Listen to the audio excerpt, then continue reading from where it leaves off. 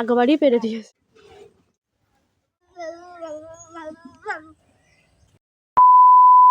Hello everyone, সবাই কেমন আছো? আশা করছি সবাই ভালো আছো। ছোটদের ভালোবাসার বড়দের আশীর্বাদ নিয়ে আমিও কিন্তু অনেকটাই ভালো আছি। তো সকলকে সুপ্রভাতের শুভেচ্ছা জানিয়ে আজকের ব্লগটা আমি সকাল 6টা থেকেই শুরু করলাম। তোমরা তো আমার এই বিছানা দেখে তো তোমরা বুঝিয়ে ফেলেছো যে আমি আজকে সকাল সকাল কিন্তু ব্লগটা শুরু করলাম। তো এখনো পর্যন্ত আমার কিন্তু বিছানা তোলা হয়নি, আর এই কিছুক্ষণ হলো মনা উঠেছে। তো মনা ওঠার পর ওকে ব্রাশ আর পটি করিয়ে দেওয়ার পর আমিও চলে গিয়েছিলাম বাথরুমে বাসি কাপড় কেচে এসে এখন চলে এলাম বিছানা তোলার জন্য। বিশ্বাস করো বন্ধুরা, আমি তো উঠেছি কখন, এখন ঘড়িতে 6টা বাজে, তো এখনো পর্যন্ত আমি কোনো ঘরের কাজ হাতে লাগাতে পারিনি। যাই হোক, প্রত্যেক দিনই তো এই বিছানা তোলা দিয়ে বাড়ির কাজ শুরু হয়, তো আজকেও সেইভাবেই শুরু করলাম।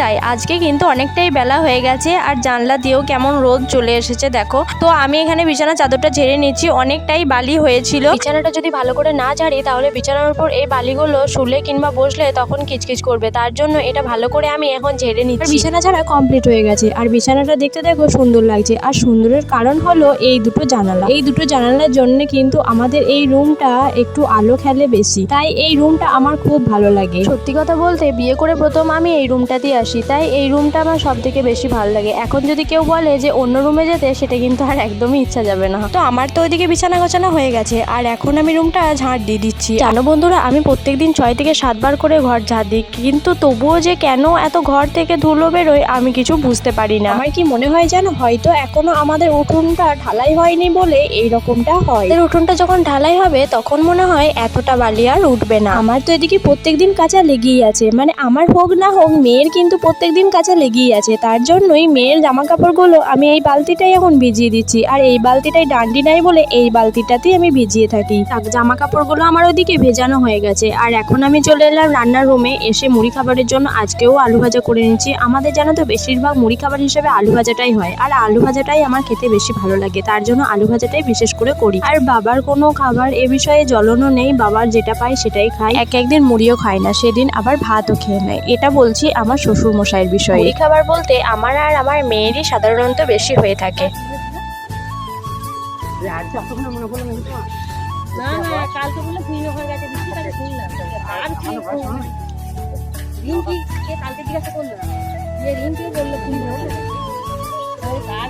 গয়লা ঠাকুমা গায়ে ধোয়াতে আসতে একটু দেরি করে ফেলেছেন, আর যেদিনে ঠাকুমা গায়ে ধোয়াতে আসতে একটু দেরি করে ফেলেন সেদিনে কিন্তু আমার মেয়ের আর সকালবেলায় দুধ খাওয়া হয় না, তার জন্য ওকে তাড়াতাড়ি আমি মুড়ি খাইয়ে দিই। কিন্তু এখনো পর্যন্ত তোমরা তো দেখতেই পেলে মুড়ি খাবার এই সবে চাপিয়েছি। আলু ভাজাটার কি হাল হলো একবার গিয়ে দেখে আসি। এসে দেখি আলু ভাজাটার জলটা একটু বেশি হয়ে গেছে। আলু এদিকে সেদ্ধ হয়ে গেছে কিন্তু জলটা এখনো মরে, তাই আলুটা একটু মাখা চাকা করে তরকারির মতনই করে দিলাম, আর তারপর মনাকে খাওয়াতেও বসে পড়লাম। মনা দেখেছো খেতে খেতে কতটা দুষ্টুমি করছে, ও একদমই খেতে চায় না। মুড়ি ভাত এগুলো তো একদমই খেতে চায় না, আর তার উপরে মুড়ি ভাত ছাড়াও তো আরো অন্য কিছু খাবার আছে সেগুলোও খেতে চায় না। আর খেতে চায় না বলে ওর বাবাকে দিয়ে আর আনাও করায় না। কিছু খাবার বলতে চকোস, বর্নভিটা, স্যারেল্যাক্স, ফল, মিষ্টি এসব কিন্তু কিচ্ছু খেতে চায় না। ওর বাবা ওকে এনে দিয়েছে, কিন্তু ওই খাবারগুলো জানো ওই চকুটে ফেলে দিয়েছে, নষ্ট করেছে। তাই জন্য ওর বাবাকে আমি বলেছি না আর কিছু আনতে হবে না, ও যখন খেতে পছন্দ করে না ওইসব এনে আর নষ্ট করতে হবে না। আচ্ছা তোমরাই বলো বন্ধু, একটা বাচ্চা আছে তাদেরকে পয়সার অভাবে তার মা বাবা কিন্তু এরকম খাবার খাওয়াতে পারে না, তাই জন্যই ওকে বলি যে না এখন খাওয়াতে হবে। যখন খেতে পছন্দ করবে, যখন বড় হবে, ও যখন নিজে বলবে যে হ্যাঁ আমি খাবো, তখন তুমি ওকে এনে দিও। তোমরা ওকে এখন দেখে বুঝতে পারবে যে ও কতটা দুষ্টুমি করে। মনার মজাটা দেখো, মনা কেমন বাছুরটার উপরে চেপে বসে আছে, আর বাছুরটাও হয়েছে তেমনই। বাছুরটা কিন্তু ওকে ঠেলে ফেলেও দেয় না আর মারতেও যায় না। মনা এটা আজকে বলে নয়, ওর যখন থেকে ওর পা হয়েছে তখন থেকেই ও কিন্তু এই গরু নেওটা, মানে গরুর কাছে এসে সারাক্ষণ বসে থাকবে, ওই গরুর ওপরে চেপে থাকবে, শুয়ে থাকবে, আরও কত কি। মনা যদি ওই গরুর ছানিগুলো যদি খাবার হয়ে ওর যদি খাওয়া যেত, আমার মনে হয় গরুর কাছার সাথে ও খেয়ে নিত। চলো মনা এখন ওদিকে খেলা করছে, খেলা করুক, আমিও চলে এলাম মুড়ি খাওয়ার জন্য। আর আমি এখন মুড়ি নিয়ে বসেও পড়েছি, আর এখন যদি আমি মুড়িটা না খাই সেই রান্না করতে করতে আর টাইমও পাবো না, তাই আমি প্রত্যেক দিনই খেয়ে রান্না করতে বসি। আমি খেতে খেতে ওদিকে কেন তাকাচ্ছি বলো তো, তার কারণ হলো ওইদিকে আমি মেয়েটাকে দেখতে পেলাম, মানে জানালা দিয়ে মেয়েটার মাথাটা একটুখানি নজর এলো, মনে হচ্ছে যেন মেয়েটা বাছুরটার কাছ থেকে চলে এসেছে। চলো তাড়াতাড়ি খেয়ে নিয়ে একবার দেখে আসি মেয়েটা কোথায় গেল।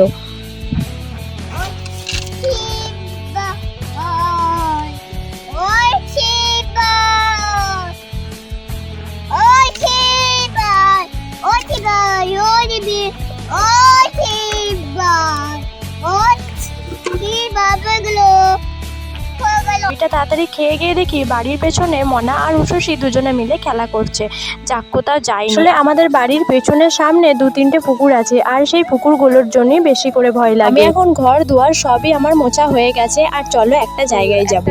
কাকিমা আছে, ওই কাকিমাদের বাড়িতে গাঁদাল পাতা হয়েছে, তো গাঁদাল পাতা নিয়ে আসি। আমার তো গাঁদাল পাতা খেতে খুব ভালো লাগে, গাঁদাল পাতার বড়া খেতে, তো ওইটাই বড়া করব।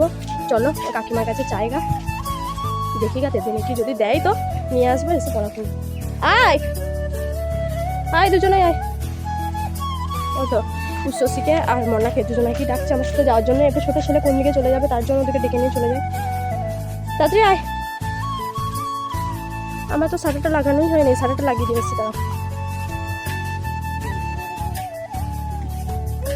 আমি এখন সেই কাকিমাটাদের বাড়ি চলে এসেছি, আর কাকিমার বাড়ি আসার পরই কাকিমাকে জিজ্ঞাসা করলাম, কাকিমা কি করছো? কাকিমা বলছে নাকি ও ঘর যাচ্ছে, দিয়ে আমাকে বললো যে তুই তো আমার বাড়িতে এসে দেখি না, একবার ঘুরে দেখ আমার ঘরটা কেমন। জন্যই আমি ঘরটা এখন ঘুরে দেখছি, আর দেখছি কাকিমা যে বললো যে ঘর যাচ্ছে, কিন্তু ঘরটা ঝাড়লো কখন? এই যে ঘর তো অপরিষ্কার পরিচ্ছন্নই আছে, তাহলে কাকিমা ঝাড়ছেটা কি? যাক বাবা, আমার কিছু বলার দরকার নেই। তো আমি এখন বাইরে চলে গেলাম, আর এসেই মনা আর উষসী এখানে পেয়ারা গাছ দেখতে পেয়েছে, আর পেয়ারা গাছ দেখেই বলছে পেয়ারা পেড়ে দেওয়ার জন্য। তারপর কাকিমাদের ঘর থেকে একটা লাঠি নিয়ে আমি ওদের দুজনাকেই পেয়ারা পেড়ে দিলাম। আমি ওদের দুজনাকে পেয়ারা পেড়ে দেওয়ার সাথে সাথেই ওদের কেমন আনন্দটা হচ্ছে দেখো, দুজনেই কেমন পেয়ারা পেয়ে লাফাচ্ছে দেখো। একটা পেয়ারা মনা কুড়ুলো, আর একটা পেয়ারা আছে আমার হাতে। তো উষসী মনাকে পেয়ারা কুড়োতে দেখে ভেবেছে যে আর পেয়ারা হয়তো নেই, তাই ও আমার কাছে আবারও চাইতে গেল। তো ওকে আমি ওর পেয়ারাটা দিয়ে দিলাম। সেই লাঠিটা নিয়েও আমিও কিন্তু বাইরে চলে এলাম, আর তোমাদেরকে বললাম না যে আমি গাঁদাল পাতা পারবো, তার জন্যই ওই লাঠিটা বাইরে নিয়ে এলাম। আর তা করতে করতে কাকিমা কাকিমা দুজনেই চলে এলো। কাকিমা আমাকে বললো যে তুই যখন পারছিস তো আমার জন্য পারবি, কিন্তু এদিকে দেখলাম কাকাই পেরে দিল। তো ভালোই হয়েছে, কাকা পেরে দিয়েছে। এগুলো কাকিমা কিন্তু অনেক কটাই গাঁদাল পাতা দিয়েছে,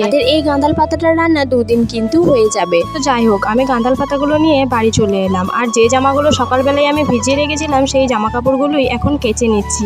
বড্ড কাচতে দেরি হয়ে গেল, কারণ দেখো এইখানটা রোদ আসে না, আমি তখনই তার আগে কেচে নিই। আর এখানটায় রোদ হলে জানো তো, রোদে বসে বসে কাচতে কিন্তু খুব কষ্ট হয়, এই রোদের জন্যই আমি সকাল সকাল কেচে নিই। আজকেও আমার অনেকক্ষণ আগে কাঁচা হয়ে যেত, ওই যে কাকিমাদের বাড়ি গিয়েছিলাম তার জন্য আর কাঁচা হলো না। ওই কাকিমাদের বাড়িতে গিয়েছিলাম তার জন্য একটু দেরিও হয়েছে। ওখানে এরপরে গিয়েই তো আর বলতে পারি না যে দাও। কাকিমা যাওয়ার সাথে সাথেই বললো ওদের বাড়িটা দেখতে, তারপরে আবার মেয়ে দুটোকে পেয়ারা পেরে দিলাম। তারপরে আবার কাকা কাকিমা দুজনে এসেই এই গাঁদাল পাতাগুলো দেখে দুজনেই পেরে দিল। আমার তো ওইদিকে কাচাকুচি হয়ে গেছে, আর এখন আমি ভাতটাও বসিয়ে দিলাম। আজকে ভাত বসাতে অনেকটাই দেরি হয়ে গেছে, কি জানি রাঁধতে আর কতটা দেরি হবে, কত কি কাজ বাকি আছে। এখনো সবজি কোচাতে হবে, আবার এই গাঁদাল পাতাগুলো বাঁটতেও হবে, তাই তাড়াতাড়ি করে গাঁদাল পাতাগুলো বাঁটতে বসে পড়েছি। আর ওইদিকে আমার সবজি কোচানো কিন্তু এখনো হয়নি, তো গাঁদাল পাতাগুলো বেটে নিই, তারপরে আমি সবজিগুলো কুচিয়ে নেব। আজকে উনুনটাও হয়েছে তেমন ভাবে জ্বলতেই চাইছে না, আর ভাতের ভেতরে আমি ডাল সেদ্ধ করতে দিয়ে দিয়েছি। আজকে রান্না হবে ডাল সেদ্ধ আর হচ্ছে থোড়ের তরকারি। আজকে অনেকটা রাঁধতে দেরি হয়ে গেছে বলে তোমাদের সাথে আর রান্নাগুলো শেয়ার করলাম না। তো আমি এখন রান্না হয়ে গেছে, তারপরে তোমাদেরকে শেয়ার করছি। এদিকে দেখো, এখানে আছে ভাত, আর এটা হচ্ছে থোড়ের তরকারি, আর এখানে আছে গাঁদাল পাতার বড়া, আর এইটাতে আছে ডালটা আর তোমাদেরকে দেখালাম না। চলো এরপর আমি মেয়েটাকে খাইয়ে দিই, আর মেয়েটার জন্য দুধ আর থোড়ের তরকারি দিয়ে আমি খাওয়াবো। আর নিয়েছি গাঁদাল পাতা। ওকে ডাল দিইনি, ও অতটা ডাল খেতে ভালোবাসে না, দেখি বুঝিয়ে শুনিয়ে ওকে ডাল খাওয়ানোটা ধরাতে হবে। খাওয়ানোর পর ওকে স্নান করিয়ে কিছুক্ষণ বসাতে হবে, কারণ এখন এই ওয়েদারটা একটু অন্যরকম চলছে, আর ওর মাথাতে জল থাকা অবস্থা যদিও শুয়ে পড়ে তাহলে হয়তো ওর ঠান্ডা লেগে যাবে, তার জন্য ওকে কিছুক্ষণ বসাতে হবে। আমি ভাবছি এর পরের দিন থেকে ওকে স্নান করিয়ে খাওয়াতে বসাবো। আর সাধারণত আমাকে স্নান করিয়ে খাওয়াতে বসাই না, তার কারণ হলো যখন ওকে খাওয়াই তখন ওর গায়ে সগড়ি লেগে যায় বলে ওকে আর স্নান করিয়ে খাওয়াই না। আর এখন মনে হচ্ছে যেন ওকে স্নান করিয়ে খাওয়াতে হবে। এখানে মনার কাণ্ড দেখো, মনা কেমন ব্রাশটা নিয়ে ব্রাশ করতে লেগে পড়েছে, কারণ ওই ব্রাশটা ছিল কলতলায়, আর ওকে স্নান করাতে যখন নিয়ে গিয়েছিলাম তখন ওই ব্রাশটাও হাতে করে নেয়। তারপর রুমে নিয়ে চলে এসে ও বলে আমি ব্রাশ করব, তো ওকে ওই ব্রাশের ওপর কোলগেট দিনই শুধুই ব্রাশটাকে ওরকম করে